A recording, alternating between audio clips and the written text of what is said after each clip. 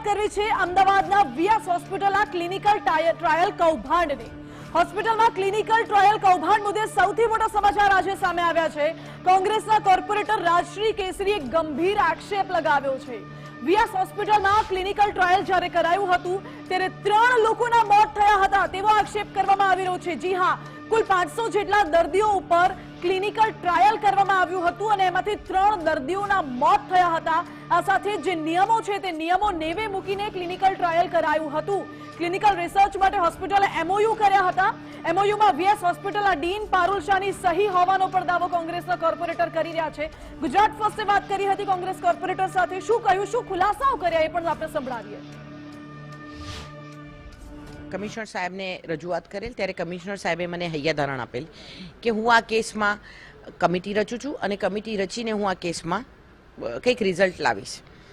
આ કેસ એમણે 3 દિવસ પહેલાં 4 દિવસ પહેલાં 9 જણાને સસ્પેન્ડ કર્યા, એમાંથી એક દેવાંગ રાણા છે અને બાકીના 8 કોન્ટ્રાક્ટવાળા ડૉક્ટરો છે। એમણે આ કમિટીમાં પારુલબેન શાહને ભાઈ અંદર ઇન્વોલ્વ કર્યા, જ્યારે ખરેખર તો મૂળ આરોપી પારુલબેન શાહ જ છે। મારી પાસે એવા લેટર છે, દેવાંગ રાણાએ પારુલબેન શાહને એક લેટર લખેલો છે અને લેટરમાં એવું લખેલું છે કે આ મારા એકાઉન્ટમાં હું ક્લિનિકલ રિસર્ચના પૈસા જમા કરાવું, એ ઉપરથી એમણે લેટર લખેલો અને એની ઉપર નીચે નોટેડ કરીને પારુલબેન શાહે સાઇન કરેલી છે।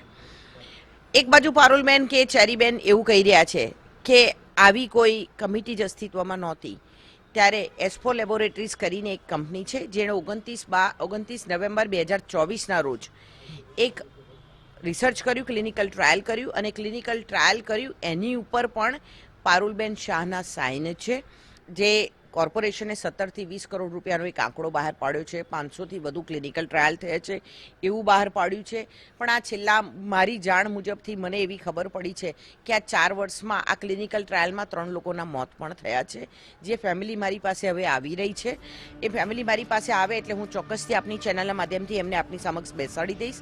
મારું કહેવું એટલું જ છે કે આ કેસમાં કાયદાકીય કાર્યવાહી થવી જોઈએ।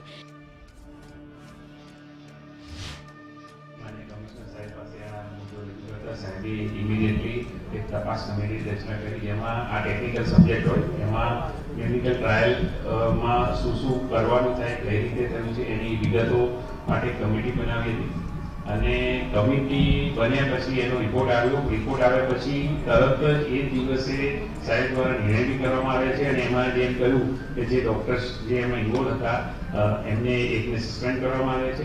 8 જે બીજા જે હતા જે કોન્ટ્રાક્ચ્યુઅલ હતા એ લોકોને ઇમિડિયેટ ઇફેક્ટથી છૂટા કરવામાં આવે છે।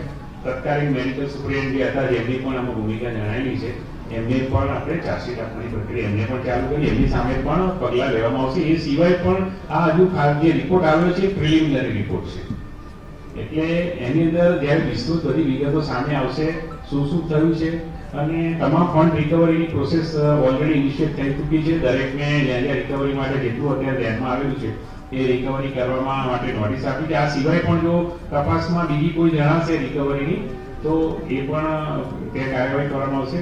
જે પણ સંબંધિત હોય એને કુદરતી ન્યાયના સિદ્ધાંત મુજબ એને પણ બચાવની તક આપીને એની પાસે પણ ડોક્યુમેન્ટ મેળવવામાં આવશે અને થર્ડ પાર્ટી પ્રમાણે એને જે ચાર્જશીટના જે નિયમ છે, ખાતાકીય તપાસના નિયમ છે એ મુજબ એની સામે પણ કાર્યવાહી કરવામાં આવશે। આમાં કોઈ એવું બાબત નથી કે કોઈને પણ આમાં એ રીતે કરવામાં આવશે। એટલે પૂરી તપાસની પ્રક્રિયા ચાલુ છે, તપાસ હજુ અધૂરી છે। તપાસ પૂરી થશે ત્યારે બધી વિગતો સામે આવશે, ત્યારે વિગતો રજૂ કરવામાં આવશે।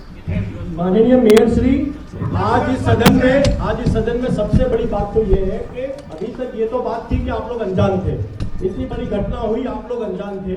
कॉर्पोरेटरों के प्रकाश डालने के बाद ये बात सामने आई। और दूसरी बड़ी बात ये है कि आपकी रिसर्च के दरमियान हमें कांग्रेस पार्टी को और समग्र अहमदाबाद शहर की जनता को उन फार्मास्यूटिकल कंपनी के भी नाम चाहिए, क्योंकि हम जानते हैं कि वो लोग भी कहीं ना कहीं षड्यंत्र में मौजूद थे और उनके साथ साथ कौन से दर्दियों पर रिसर्च की गई उनकी भी जानकारी चाहिए। और माननीय मेयर जी, आज मेरा पॉइंट ऑफ ऑर्डर ये है कि ये पूरी तपास कितने दिन में समाप्त, उसका जवाब हमें चाहिए।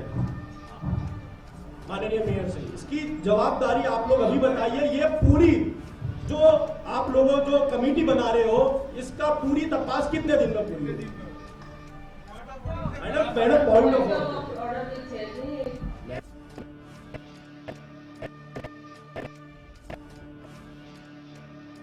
ની સામાન્ય સભામાં હોબાળો મચી ગયો. વીએસમાં ક્લિનિકલ ટ્રાયલ કૌભાંડને લઈને જ્યારે એક તરફ જવાબ રજૂ કરવામાં આવ્યો, બીજી તરફ વિપક્ષી નેતા શહેજાદ ખાન પઠાણે સવાલ પણ કર્યો કે કેટલા દર્દીઓ ઉપર ક્લિનિકલ ટ્રાયલ કરવામાં આવ્યું છે એનો કોઈ ડેટા હજુ સુધી આપવામાં નથી આવ્યો. 500 થી વધુ દર્દીઓ પર ક્લિનિકલ ટ્રાયલ થયું છે. ક્લિનિકલ રિસર્ચ માટે હોસ્પિટલે MOU પણ કર્યા હતા. એ MOU પર સુપ્રિન્ટેન્ડન્ટ અને પૂર્વ સુપ્રિન્ટેન્ડન્ટની સંડોવણીનો દાવો પણ કરવામાં આવી રહ્યો છે. કોંગ્રેસનો એવો આરોપ છે અને મેયર અને મ્યુનિસિપલ કમિશનરની જાણ બહાર ક્લિનિકલ ટ્રાયલ કરાયું તેવો પણ દાવો કરવામાં આવી રહ્યો છે.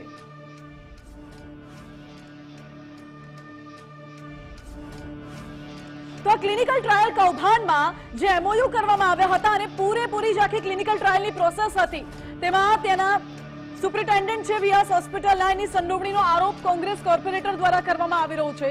જો કે વીએસ હોસ્પિટલના સુપ્રિન્ટેન્ડન્ટે પોતા પર તમામ આરોપો ફગાવ્યા છે અને કહ્યું છે કે મને ફસાવવાનો પ્રયાસ કરવામાં આવી રહ્યો છે. ડોક્ટર પારુલ શાહે ગુજરાત ફર્સ્ટ સાથે ખાસ વાતચીત કરી. શું કહ્યું એ પણ સાંભળો. આ ટ્રાયલ 2021 થી ચાલુ થયા છે અને જ્યારે હું સુપ્રિન્ટેન્ડન્ટ બની 2024 સપ્ટેમ્બરમાં ત્યારથી એક 2-3 આવી રીતે કાગળિયા મારી જો અવારનવાર બધા સહીઓ કરાવવા આવતા હતા એટલે આપણને થોડી ખબર પડી કે આ બધું સાચું છે કે ખોટું છે અને અમને એક્ઝેક્ટ ખબર પડી ડિસેમ્બર 2024માં. ત્યારથી અમે ત્યાં આગળ ક્લિનિકલ ટ્રાયલ બિલકુલ સ્ટોપ જ કરાવી દીધેલા છે. સૌથી મોટો સવાલ એ છે કે જે પૈસા ટ્રસ્ટમાં અકાઉન્ટમાં આવવા જોઈએ એ ક્યાંક નથી આવ્યા. વ્યક્તિગત ખાતાઓમાં દેવાંગ રાણા હોય, મનીષ પટેલ હોય, એ તમામના વ્યક્તિગત ખાતામાં આવેલા. હા એવું થયેલું છે ને અમે પણ એ રીતે જ જાણ્યું છે કે બધાના પોતપોતાના પર્સનલ પીઆઈ હોય એ લોકો એમના એકાઉન્ટમાં નાણાં ગયેલા છે. સવાલ એ છે કે જે રીતે આખું જે ટ્રાયલ થયું, દર્દીઓની વાત કરીએ કે 3 મહિના ન થયા હોય અને ફરીથી એ દર્દી ઉપર ટ્રાયલ કરવામાં આવેલા છે. એવા કેટલા ઉદાહરણો. 3 દર્દીઓના મોતની પણ વાત થઈ. 3 દર્દીઓના મોત. એ તમામના વિરુદ્ધ અત્યારે કાર્યવાહી શરૂ કરી દેવામાં આવેલા છે. આગામી દિવસોમાં આ કાર્યવાહી તીવ્ર રીતે આગળ વધશે અને આ જે તમામ ડ્રગ્સ છે, જે ડ્રગ્સનું આમાં ક્લિનિકલ ટ્રાયલ થયા છે, આ એક મેડિકલ વિષય છે, આમાં એક્સપર્ટાઇઝનો વિષય છે. એમાં આપણે એક્સપર્ટ્સને પણ આ તપાસમાં સામેલ રાખીશું સો દેટ આ જે તપાસ છે એ કોઈ સાધારણ તપાસ રીતે ના થઈને એક્સપર્ટના સાથે આ તપાસ થાય એ પ્રકારે ખૂબ સચોટ, ખૂબ તટસ્થ અને ખૂબ એક્સપર્ટના સાથે આ તપાસ થશે અને તમામ કંપનીઓ જે કોઈ આમાં ઇન્વોલ્વ છે એ તમામને પણ એના વિરુદ્ધ પણ કાર્યવાહી કરવામાં આવશે. જે કોઈ ડોક્ટર આ જે ક્લિનિકલ ટ્રાયલ હોય છે એ એથિક્સ કમિટીમાં NHL માં ખૂબ સારું એનું NHL હોય, તમામ મેડિકલ કોલેજીસમાં એથિક્સ કમિટી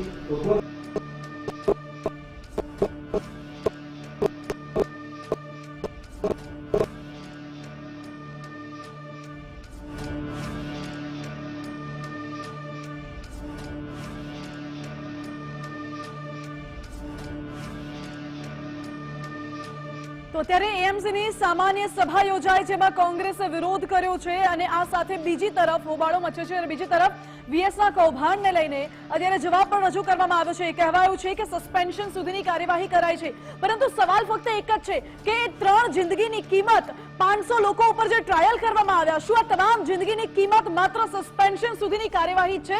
એ પણ એવા કર્મચારીઓની જેઓ કોન્ટ્રાક્ટ ઉપર હતા અને કોન્ટ્રાક્ચ્યુઅલ કર્મચારીએ પણ જિંદગીભરની કમાણી ભેગી કરી લીધી ત્યારે તેમના સસ્પેન્શનની કાર્યવાહી કરવામાં આવી રહી છે.